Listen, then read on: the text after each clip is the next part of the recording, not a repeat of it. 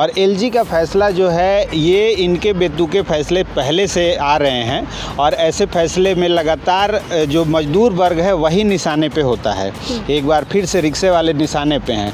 रिक्शे वाले को निशाने पे टारगेट पे करने का इनका मुख्य कारण ये है कि वो विरोध नहीं करेंगे और वो सारे लोग सड़कों पे अब आ गए हैं। जंतर मंतर पे लगातार प्रदर्शन हो रहे हैं, सड़क जाम हो रहे हैं। जो एक कारण रीज़न दिया जा रहा है कि इससे ट्रैफिक जाम होता है। तो ट्रैफिक जाम तो गाड़ियों से भी होता है। एक परिवार में 4-4 लोग हैं तो 8-8 गाड़ियां हैं।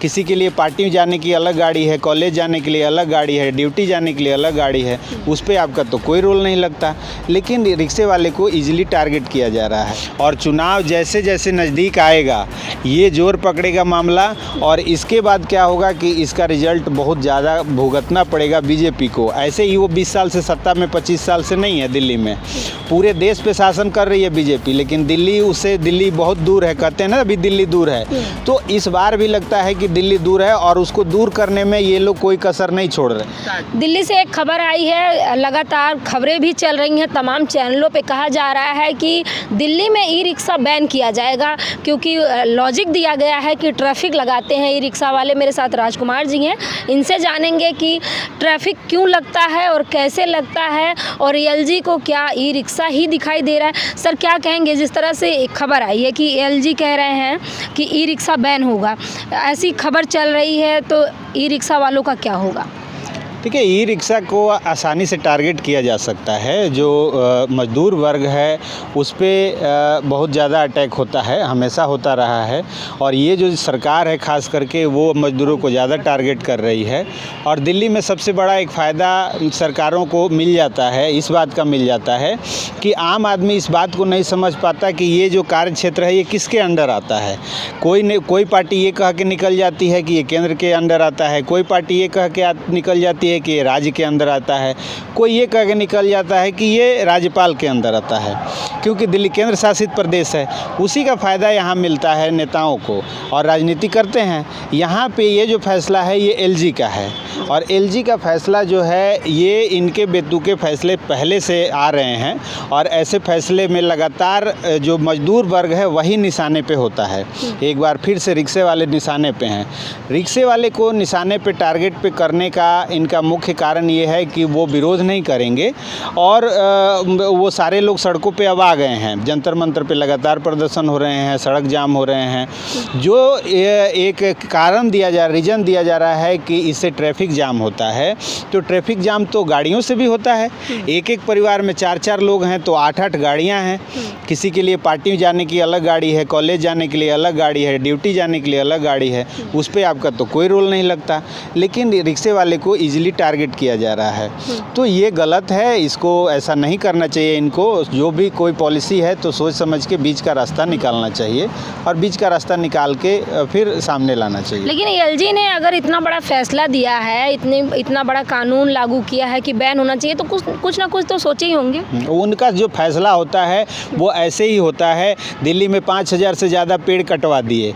पर्यावरण की इतनी समस्या देश में बनी हुई है, उसमें ये उस समय तो नहीं सोचे, लेकिन वो क्या है कि लगातार एक सरकार को टारगेट करना है बीजेपी को, और वो इसके लिए जो कदम उसको दिखता है वो कदम उठा लेती है। और वो ये फैसला इसलिए आया है कि उन रिक्शे वालों को लगेगा कि ये केजरीवाल ने किया है। ऐसे ही बस मार्शलों को हुआ, बस मार्शलों के साथ हुआ, तो बस मार्शलों के साथ ये बोले कि हम नहीं निकालेंगे, और बाद में इन्होंने फाइल साइन कर दिया। और अब उन्हीं के बस मार्शलों की जब रैली होती है तो उसमें इन्हीं के नेता बीजेपी वाले जाके बैठ जाते हैं कि हाँ केजरीवाल ने ऐसा किया है। तो ये एक राजनीति है, और उस राजनीति के शिकार रिक्शे वाले हो रहे हैं। गरीब मजदूर राजनीति के शिकार हो रहे हैं, और दूसरी तरफ कुछ ही महीनों बाद दिल्ली का चुनाव भी है, तो कितना असर दिखेगा इसका? दिल्ली के चुनाव में बहुत ज़्यादा बड़ा तबका पूर्वांचल से है, उत्तर प्रदेश और बिहार के लोग हैं जो बहुत ज़्यादा हैं यहाँ पे, और जो ये रिक्शा चालक हैं इनकी भी संख्या बहुत ज़्यादा है। तो कहीं ना कहीं जो वोट बैंक है वो बहुत ज़्यादा है और चुनाव जैसे जैसे नज़दीक आएगा ये जोर पकड़ेगा मामला और इसके बाद क्या होगा कि इसका रिजल्ट बहुत ज़्यादा भुगतना पड़ेगा बीजेपी को। ऐसे ही वो 20 साल से सत्ता में 25 साल से नहीं है दिल्ली में, पूरे देश पे शासन कर रही है बीजेपी, लेकिन दिल्ली बहुत दूर है, कहते हैं ना अभी दिल्ली दूर है। तो इस बार भी लगता है कि दिल्ली दूर है और उसको दूर करने में ये लोग कोई कसर नहीं छोड़ रहे हैं। क्या रीज़न खास रहा है कि भाजपा आप कह रहे हैं कि दिल्ली से दूर है अभी तक? दिल्ली उसकी नीतियाँ ऐसी है, जो दिल्ली में लोग हैं वो मजदूर वर्ग हैं तो साथ साथ पढ़े लिखे लोग भी हैं, तो वो समझते हैं कि इनकी राजनीति क्या है। तो ये देश भर में अपनी राजनीति खरीद बिक्री करके और उल्टे सीधे ईडी सीबीआई का डर दिखा के ये कर रहे हैं। दिल्ली में भी करने की कोशिश किए, लेकिन लोग समझ रहे हैं कि मामला क्या है। आप किसी के ऊपर आरोप लगा के उसको अंदर कर देते हो और उसके बाद उसका कोई बेल नहीं होता, कोई कुछ नहीं होता। तो ये इसी तरह से ये भी एक मामला है, इसमें बहुत कुछ है नहीं। और मुझे लगता है कि जैसे जैसे चुनाव नज़दीक आएगा इसमें सरकार सोचेगी और इस फैसले को ठंडे बस्ते में डाल देगी। लेकिन अधिकतर जो मजदूर हैं, जो रिक्शा चलाने वाले हैं, वो कहीं ना कहीं पूर्वांचल से आते हैं, यूपी और बिहार से आते हैं। तो एक 5 लाख की संख्या बताई जा रही है जो ई रिक्शा चालक हैं उनकी, और उनके पीछे कितना परिवार होगा जो इस फैसले से गर्त में चला जाएगा। देखिए, अगर रिक्शे वालों की संख्या 5 लाख है तो एक परिवार में 5 आदमी को अगर लेते हैं तो 25 लाख लोग प्रभावित हैं, और 25 लाख लोग अगर प्रभावित होंगे तो वो सरकार को बना भी सकते हैं और बिगाड़ भी सकते हैं।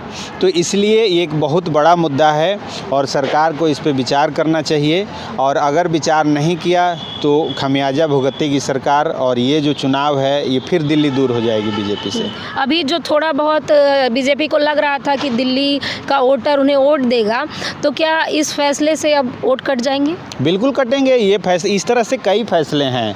ये अभी ऑटो रिक्शा का फैसला है, अभी जंतर मंतर पे हम देख रहे थे कल, जो 4th क्लास कर्मचारी हैं, टेंडर पे हैं, ठेके पे हैं, उनका फैसला है उनके विरोध में। तो बहुत सारे जो कर्मचारी वर्ग हैं, मजदूर वर्ग हैं, वो सरकार के खिलाफ है, और कहीं भी सरकार को ऐसा नहीं लगता कि वो बहुत ज़्यादा अच्छी स्थिति में है। लेकिन बीजेपी कहती है ये कहाँ तक सही है? शराब आप फ्री करके दिल्ली को जहर पिला रहे हैं और कहते हैं हम दिल्ली का विकास किए हैं। देखिए, शराब नीति जो आई थी उस पर साइन किसने किया था? इन्हीं के राज्यपाल ने किया था।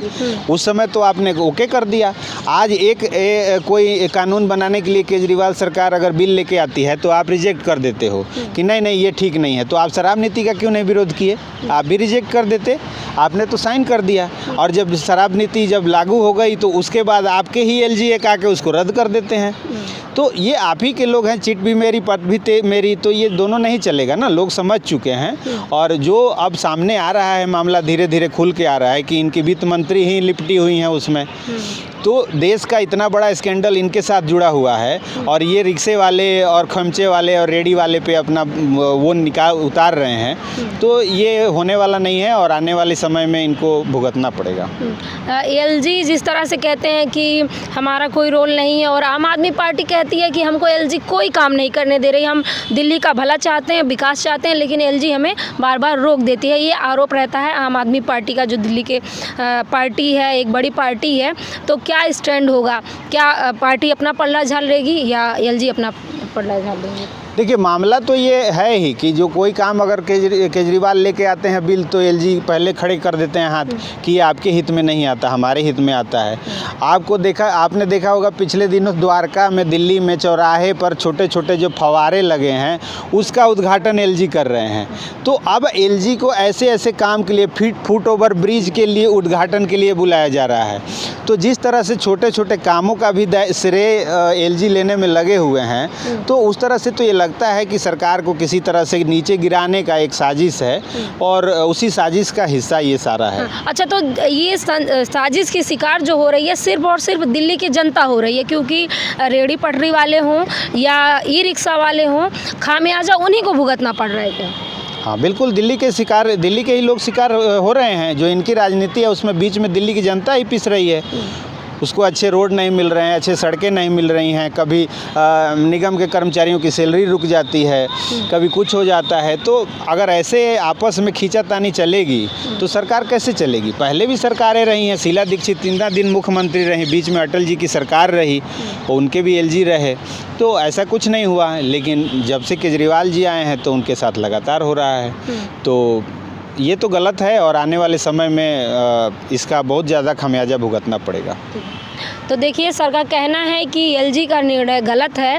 तमाम रिक्शा चालक हैं, तमाम रेहड़ी पटरी वाले हैं जिनका घर उसी से चलता है, क्योंकि मेट्रो दूर है जिनके घर से, वो ई रिक्शा के सहारे मेट्रो तक जाते हैं और दोनों का काम चलता है। जो मध्यम वर्ग के मज़दूर हैं वो मेट्रो में सफ़र करते हैं तो मेट्रो तक जाने के लिए ई रिक्शा का प्रयोग करते हैं और रेहड़ी पटरी पे खाना खाते हैं। लेकिन इन दोनों के बीच ऐसा कानून आ गया है, अब ऐसी अटकलें लगाई जा रही हैं कि अब ये बंद हो जाएगा ई रिक्शा, और हवाला दिया जा रहा है कि ट्रैफिक लगता है। ट्रैफिक की वजह से तमाम पब्लिक को परेशानी होती है, आने जाने में दुविधा होती है, समस्या होती है। लेकिन दूसरी तरफ आप देखेंगे कि एक घर में 5-5 कारें हैं, सरकार उसका आंकड़ा नहीं देती है, पेश करती है। सिर्फ और सिर्फ ये ज़बरदस्ती का कानून ई रिक्शा वालों पे ही थोपा जाता है, जबकि ई रिक्शा चालक अधिकतर बिहार और यूपी से हैं, जो दिल्ली में आके बस गए हैं, रिक्शा चलाने के माध्यम से अपनी रोजी रोटी चला रहे हैं, पेट पाल रहे हैं।